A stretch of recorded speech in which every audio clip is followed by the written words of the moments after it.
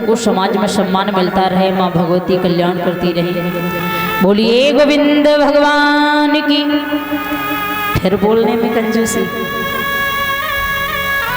ऐसे कर रही हैं जैसे हम अपना नाम बुलवा रहे हैं। हमारा नाम आ भी जाए तो मत बोलना भाई, लेकिन हमारे नाम से दुश्मनी चाहे जितनी भी करो, लेकिन गलती से दिन में एक बार निकल ही जाएगा हमारा नाम, क्योंकि हमारा नाम ही पूजा है।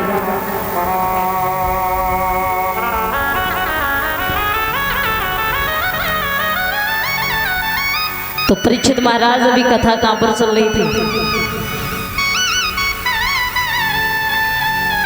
जोर से बोलो,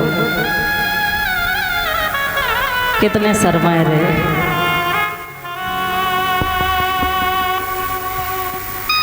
इधर महाराज जब शिशुपाल दूल्हा बन करके फौज को साथ में लेकर के कुंदनपुर की ओर चला, कुंदनपुर के निकट जिस समय बारात को लेकर के पहुंचा, तो रुक्मिणी की सखियों ने जब जाकर के रुक्मिणी को बताया है, बहन तुम्हारे भाई रुकुम का साला शिशुपाल बारात लेकर के आ चुका है। जब रुक्मिणी ने सुना है कि शिशुपाल बारात को लेकर के आ चुका है तो बड़ी दुखी हुई, आंगन में बैठ करके रोने लगी। हे कृष्ण, हे श्याम, मैंने बचपन से तुम्हारी आस लगाई है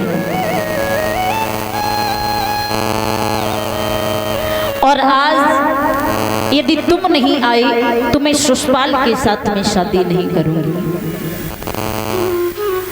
रुक्मिणी ने भगवान श्याम सुंदर को अपना जीवन साथी चुना। उसी दिन से ये परंपरा चलती चली आ रही है कि हर लड़की अपने जीवन साथी को स्वयं चुन सकती है, लेकिन माता पिता की बिना सहमति के नहीं। जिसमें माता पिता खुश हैं काम हमेशा वही करना चाहिए। जिसमें माता पिता की सहमति न हो वो काम हमें कभी नहीं करना चाहिए। अच्छा, आप माता पिता के दिल को दुखाते हैं, जिन्होंने हमें जन्म देकर के पाल करके बड़ा किया, योग्य बनाया, काबिल बनाया, और जब हम काबिल बन जाते हैं, अपने लक्ष्य को हासिल कर लेते हैं, कोई जॉब हासिल कर लेते हैं जब, तो क्या हम बहुत बड़े आदमी बन जाते हैं? कहते हैं दुनिया का दिल जीत लो, जब माता पिता का दिल नहीं जीत पाया तो हर जीत आपकी हार के समान होगी। सबसे पहले माता पिता के दिल को जीतिए। आप कोई तीर्थों की यात्रा करें ना करें, आप भजन कीर्तन करें ना करें, लेकिन माता पिता की इच्छा के अनुसार ही हर कर्म करें, क्योंकि माता पिता आपके लिए भगवान है। आपके लिए ही नहीं, हर किसी के लिए भगवान है। दुनिया में हर रिश्ता मिल सकता है, आपको पत्नी भी मिल जाएगी, किसी को भाई बनाओगे भाई भी बन जाएगा, लेकिन दुनिया में ऐसा कोई जीव नहीं है जिसका माता से नाता ना हो। बिना पत्नी के बहुत से देखे होंगे, लेकिन बगैर माँ का कोई नहीं देखा होगा। माता से हर किसी का नाता होता है, हर जीव का नाता होता है। इसलिए कभी माता पिता को कष्ट देना नहीं चाहिए। कुछ बहनाएं हमारी ऐसी शौक करती हैं कि मर्यादा को ही भूल जाती है। इस दुपट्टे की कीमत कितनी होगी? मानो तो 200-250 रुपए, और जब इसे ओढ़ के चलते हैं ना तो हमारी कीमत करोड़ों में हो जाती है। हमारी गिनती अच्छे इंसानों में हो जाती है।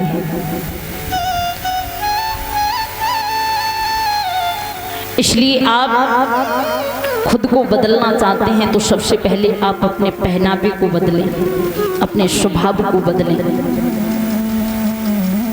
और आज के समय की हमारी बहनाएं जींस टॉप पहनती हैं, दुपट्टा का कोई पता ही नहीं। दुपट्टा गया कहाँ? आगे ऐसा समय आने वाला है कि तराजू में बट्टा, लड़कियों का दुपट्टा नजर नहीं आने वाला महाराज। अब तो कंप्यूटर कांटा चलेगा, तराजू और बांटों का कोई सिस्टम नहीं है। तराजू में बट्टा और लड़कियों का दुपट्टा कहीं नजर नहीं आने वाला।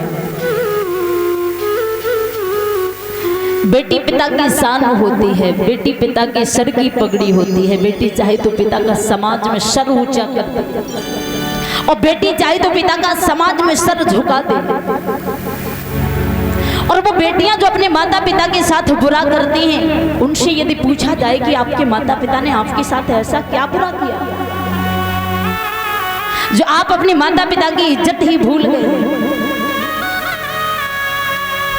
नमक में कभी कीड़े नहीं पड़ते हैं।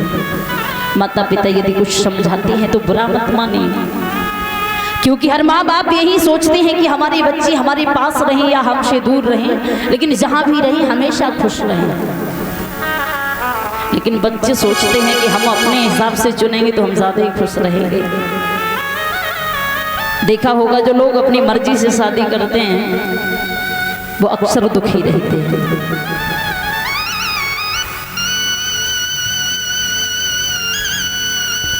तो आज महाराज रुक्मिणी भगवान कृष्ण का ध्यान कर रही हैं, क्योंकि उनके माता पिता चाहते थे कि हमारी बेटी का विवाह भगवान कन्हैया के साथ हो। आंगन में बैठी रुक्मिणी रो रही हैं, तब तक एक ब्राह्मण जी उनके द्वार पर आ जाते हैं। और ब्राह्मण जी ने जैसे ही दरवाजा खटखटाया, बेटी दरवाजा खोलो। आंखों से अश्रुधारा बह रही है, रोती रोती रुक्मिणी आई है जब द्वार पर। आकर के दरवाजा जैसे ही खोला तो क्या देखा, एक ब्राह्मण जी द्वार पर खड़े हैं। और ब्राह्मण जी ने जैसे ही रुक्मिणी की ओर देखा कि आंखों से अश्रुधारा बह रही है, पूछने लगी, बेटी सुना है हमने कि बारात आ चुकी है, अब तो तुम ससुराल जाने वाली हो, अभी से काहे को रो रही हो? रुक्मिणी ने जवाब दिया, ब्राह्मण जी मेरी शादी नहीं, मेरी बर्बादी हो रही है। बोले क्यों? क्योंकि ये शादी हमारी मर्जी के खिलाफ हो रही है। ब्राह्मण जी ने कहा, बेटी जब बेटियों की बारात आंगन में आती है तो हर बेटी खुश होती है। अब बारात आ ही चुकी है तो शादी करो, ससुराल चले जाओ। बहनाएं हमारी रोती जरूर है, पर वो दिखावटी रोया करती है।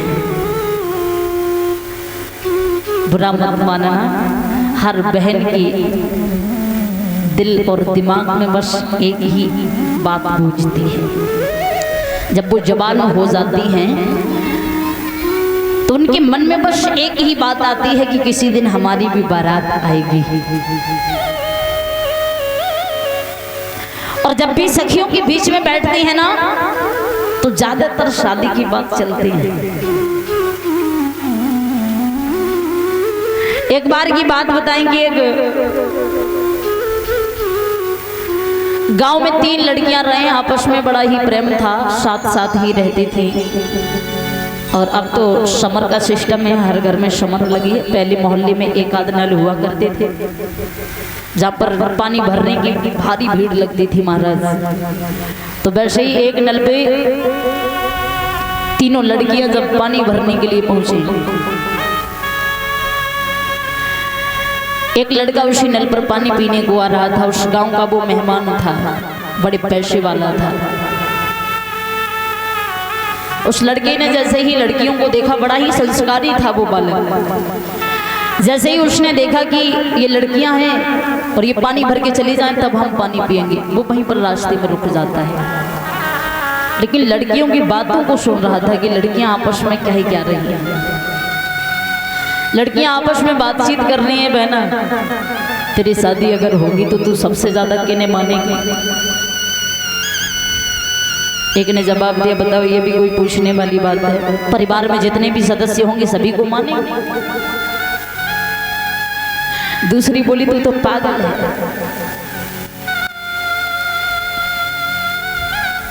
हम तो बाय माने जिनके संग हमारी शादी हुई। तीसरी बोली तुम किन्हें मानो। वो थोड़ी घमंडी थी, उसने कहा हम तो उसे मानेंगे जो हमारा गुलाम बन करके रहेगा। अब लड़का जो था वो छिप करके जो सुन रहा था, उसने मन में विचार किया है ये लड़की तो बड़ी घमंडी है और ये हमारे लायक ठीक है।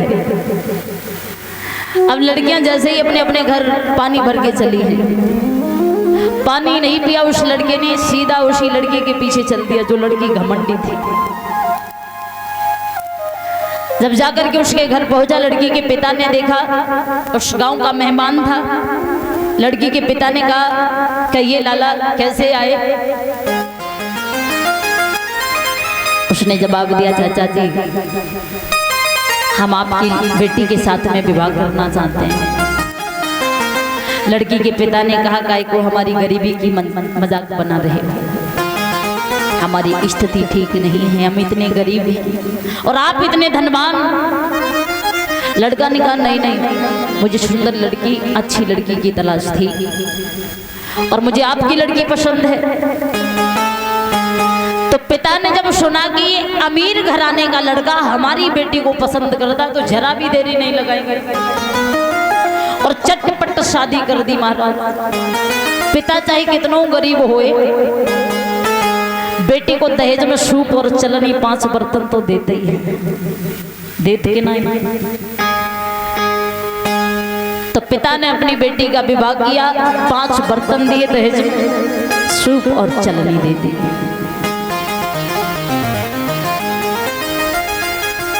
अब गाड़ी में बिठाई जैसे ही लड़की, लड़का ने ड्राइवर को इशारा किया कि आप ऐसे रास्ते से लेके चलो जो रोड बिल्कुल टूटा हुआ, जिस रोड में बहुत सारे गड्ढे हो। ड्राइवर ने उसी रोड पर गाड़ी चालू कर दी भाई। लेके जैसे ही आगे बढ़ा तो पीछे बर्तन जो रखे थे वो बर्तन बजे और जैसे ही वो बर्तन बजे तो लड़का बोला ये आवाज कहां से आई? ड्राइवर बोला साहब पीछे बर्तन रखे हैं, बर्तन। जवाब दिया उन बर्तनों को निकालो और फेंक दो क्योंकि हमें आवाज बिल्कुल पसंद नहीं। लड़की मन में सोचने लगी बड़ा अजीब इंसान है। ड्राइवर ने गाड़ी रोक करके उन 5 बर्तनों को फेंक दिया और जब 5 बर्तन फेंक दिए, अब ड्राइवर ने जैसे ही फिर से गाड़ी आगे बढ़ाई, अब सूप और चलनी जो थी तो महाराज सूप बजने लगा और जैसे ही सूप बजो तो लड़का कहने लगा ये ड्राइवर अब आवाज कहां से आई? ड्राइवर ने कहा महाराज पीछे सूप रखा है। उसने कहा कि उसे भी निकालो, तोड़ो मरोड़ो फेंक दो। ड्राइवर ने ऐसा ही किया। जब फिर से गाड़ी आगे बढ़ाई तो रह गई चलनी, चलनी बची। और लड़का ने गुस्सा में आकर के गाड़ी रुकवाई, चलनी निकाली और फेंक दी। जवाब दिया कि अब आवाज नहीं आनी चाहिए। अब लड़की गाड़ी में बैठी, लड़की ने पीछे मुड़ के देखा कि पीछे तो कुछ है नहीं, अब बजेगा क्या? हाथों की ओर देखा कि हमारे हाथों में छुरियां हैं और अगर जो बच गई तो हमारे हाथ काट के फेंक दिए जो इतना बड़ो नीचे। अब महाराज धीरे धीरे लड़की ने एक एक करके सब चूड़ी उतार के धीरे से परस में डाल ताकि आवाज ना आए। और जब गाड़ी जाएगी घर पहुंची, सास ने बड़े लाड प्यार से बहू उतारी। सास ने कहा बेटा खाना खाओ। धीरे से बोली ना हमें भूख ना लगी। बोली नहीं खाओ। महाराज 4 दिन हो गए कुछ नहीं खाया डर की वजह से। जब लड़की के पिता बुलाने को आए, अब बड़े खुश होकर के भागे चले आए, बेटी देखो तुम्हारे पिता तुम्हें लेने को आए। लड़की आई, पापा धीरे बोलो धीरे, तुमने जाके संग हमारी शादी करी ना वो बहुत खराब है। पूरा राक्षस है। पापा बोले क्या? जवाब दो कि भाई आवाज बिल्कुल मैं पसंद, हमें तो बड़ा डर लगा। तो महाराज आज लड़की के पिता ने अपने दामाद को बुलाया, पीठ पर हाथ फिराया, बेटा धन्यवाद जो तुमने हमारी बिगड़ी हुई बेटी को संभाल लिया। तो महाराज ऐसी ऐसी बहनाएं होती हैं हमारी जो शादी के बाद संभल जाती हैं। इसलिए आप अपने स्वभाव को बदलिए। शादी के बाद स्वभाव को बदलोगे तो लोग कहेंगे बताओ पहले कैसे रहती थी और अब। तो इसलिए आप अपने स्वभाव को बदलिए और भविष्य तो अपने आप बदल ही जाएगा जब स्वभाव अच्छा होगा।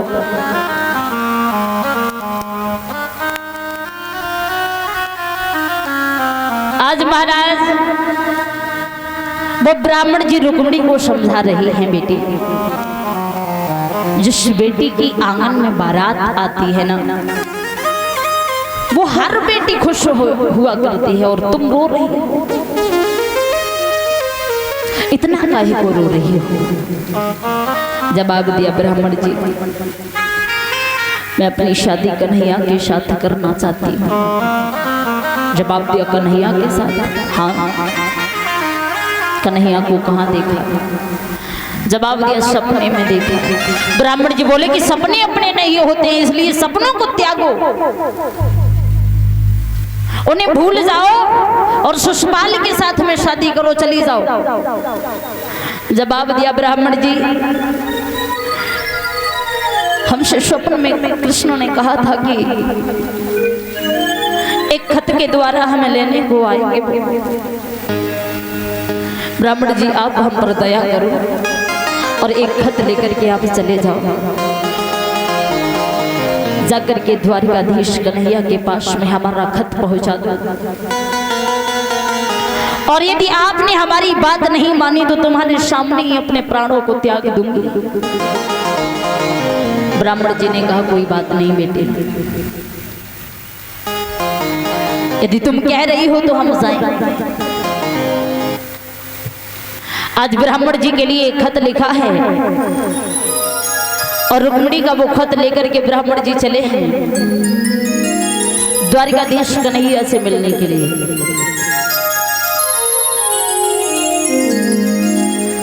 रास्ते में जा रहे हैं तो क्या देखा कि एक सुंदर सा बाग है, पीपल के वृक्ष खड़े हैं, घनी छाया है, वृक्षों की छाया में विश्राम करने के लिए बैठ जाते हैं।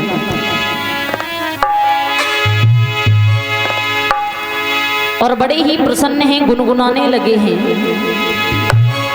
अब दोपहरी बिलुमाई ले, अब दोपहरी बिलुमाई ले, जाई बगिया में दोपहरी बिलुमाई ले।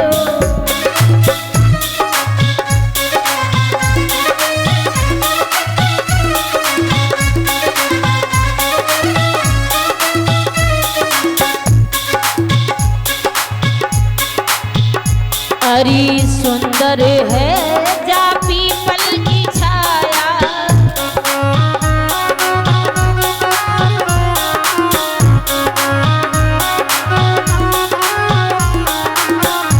और ये सब है उस हरि की माया।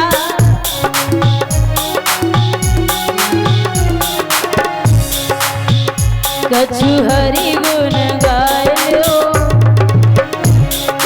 हरि गुण गाय लो, जाई बगिया में दोपहरी बिलुमाई लो।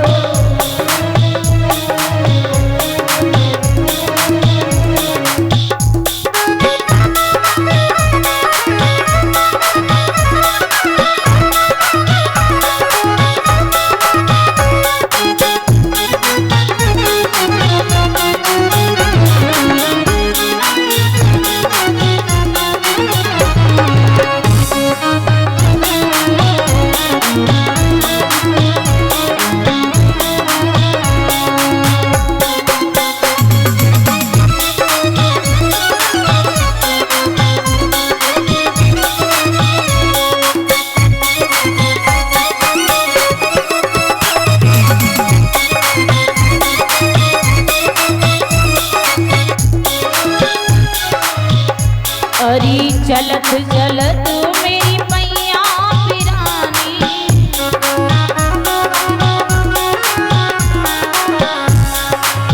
आई गो बूढ़ा को और ढल गई जवानी।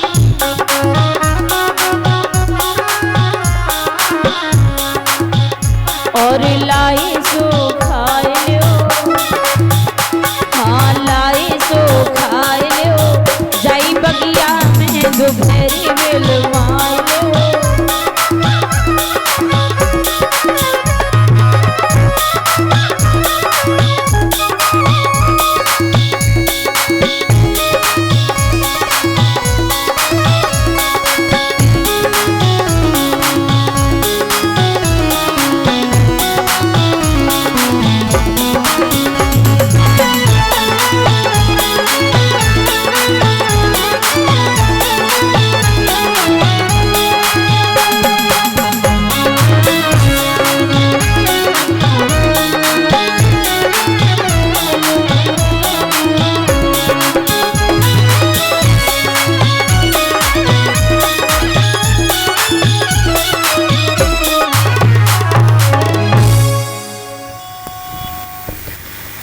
आज महाराज ब्राह्मण जी को जब नींद आ जाती है, योग माया द्वारा ब्राह्मण जी को भगवान कन्हैया ने द्वारिका नगरी में बुलाया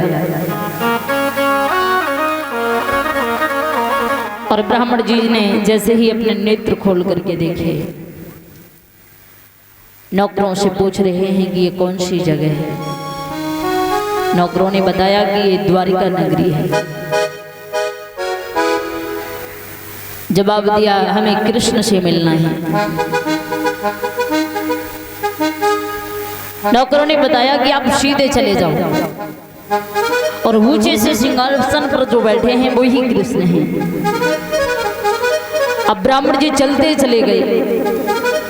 जैसे ही दरबार में पहुंचे तो ऊंचे से सिंहासन पर बैठे कृष्ण को देखा। मन में विचार करने लगे कि ये कृष्ण है, पर ये तो इतने काले हैं और रुक्मिणी इस कृष्ण के साथ में शादी करना चाहती है। इस कृष्ण में रुक्मिणी ने ऐसा क्या देख लिया?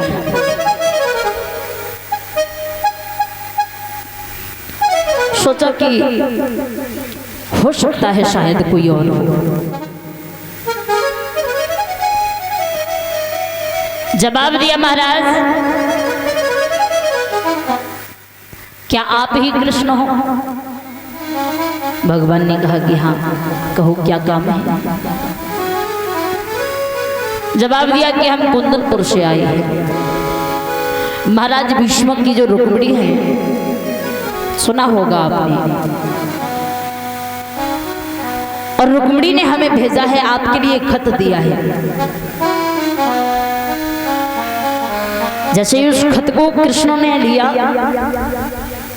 उस खत में लिखा था कि यहाँ पर सुषपाल बारात लेकर के आ चुके हैं। भगवान ने कहा कि जब बारात आ ही चुकी है तो आप रुक्मिणी को समझा देते कि शादी करे, ससुराल चले जाए। ब्राह्मण जी ने कहा कृष्ण अब आप हमें समझा रहे हो, हम रुक्मिणी को बहुत पहले ही समझा चुके, लेकिन रुक्मिणी ने हमारी बात नहीं मानी और आपको चलना पड़ेगा श्याम। यदि आप नहीं गए तो रुक्मिणी सुषपाल के साथ में शादी नहीं करेगी। कहीं ऐसा न हो कि वो अपने प्राणों को न त्याग दे, हमें पाप लगेगा श्याम, आपको चलना होगा। आज भगवान कन्हैया ने कहा है ब्राह्मण जी हम चलते तो, लेकिन हमारे भाई जो बलराम हैं वो हमें जाने नहीं देंगे। अब क्या करें हम, ऐसा कौन सा बहाना बनाएं? जवाब दिया है आप ऐसा करो, हमारे भैया बलराम के सामने जाकर के आप कांपने लगना, खांसने लगना, तो आपकी ऐसी हालत को देख करके हमारे भैया आपके साथ जाने की आज्ञा दे देंगे। जब सुना तो ब्राह्मण जी जाकर के बलराम के सामने खड़े हो गए, खांसने लगे, हाँफने लगे हैं। ब्राह्मण जी की ऐसी दशा देख करके बलराम जी को दया आई। कृष्ण को आदेश दिया कि ये ब्राह्मण जी जहां से आए हैं इन्हें वहीं छोड़ करके आए। अब भगवान श्याम सुंदर मौका पाते ही ब्राह्मण जी को रथ में बिठाते हैं, रथ लेकर के चले हैं कुंदनपुर की ओर।